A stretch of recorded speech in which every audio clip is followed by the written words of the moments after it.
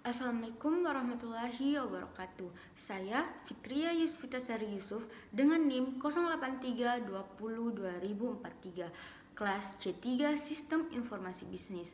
Di sini saya akan mengembangkan materi e-education. Nah, e-education adalah sistem pendidikan berbasis media elektronik seperti radio dan televisi. Dan sekarang e-education adalah pendidikan yang menggunakan internet sebagai media utamanya. Dan sistem e-education memungkinkan untuk diakses melalui berbagai terminal di berbagai tempat sesuai dengan mobilitas pengaksesnya. Sehingga lahirlah mobile education atau M-education.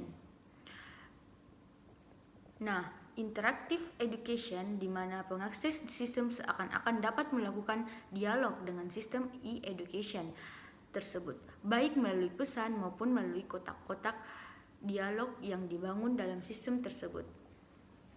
Manfaat education yaitu bagi lembaga pendidikan yang pertama, memperpendek jarak.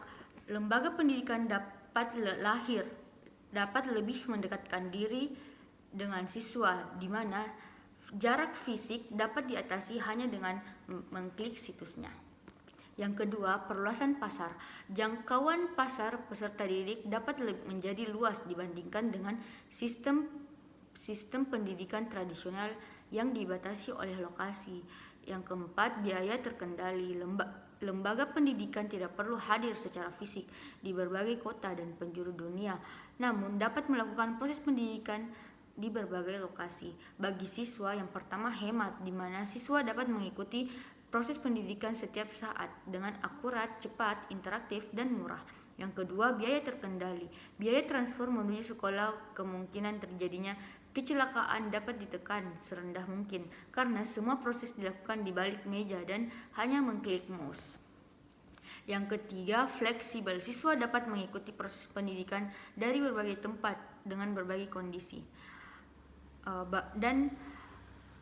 Dan aplikasi education yang pertama itu silabus berbagai web agar peserta didik dapat mengetahui dengan pasti kurikulum yang akan diikuti selama masa pendidikannya.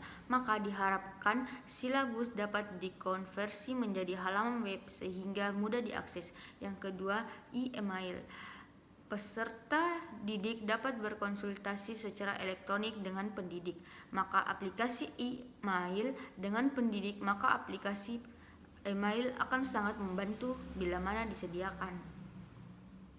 Aplikasi non pengajaran yang pertama itu chat, computer assisted testing, ujian berbantuan komputer. Contohnya, komputer digunakan sebagai pengganti kertas ujian.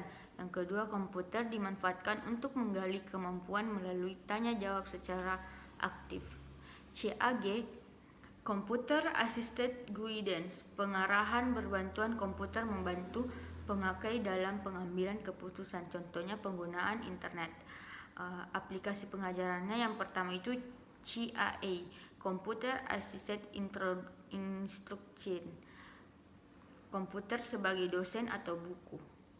Tujuannya yang pertama, memotong jalur pendidikan formal dan langsung belajar di rumah berupa latih, praktek, penjelasan, dan simulasi. Yang kedua, menggunakan bahasa programan tutor untuk bahasa Prancis, Jerman, Spanyol, dan aritmatika. Metode pengajaran baru yang pertama itu metode Logo, menggabungkan 3 bidang ilmu: kecerdasan buatan, psikologi, dan ilmu komputer. Yang kedua dikembangkan oleh Seymour Papert dan partner. Tujuan pengembangannya membuat berbagai model metode belajar. Yang kedua, berinteraksi dengan model untuk memperbaiki hasil yang sudah dicapai.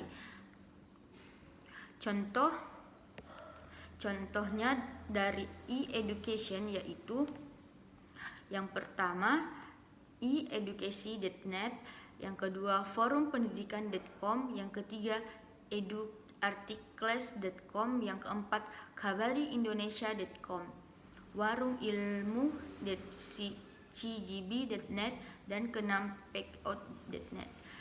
Mungkin inilah yang saya bisa presentasikan. Kurang lebihnya mohon dimaafkan. Wabillahi taufiq wal hidayah. Assalamualaikum warahmatullahi wabarakatuh.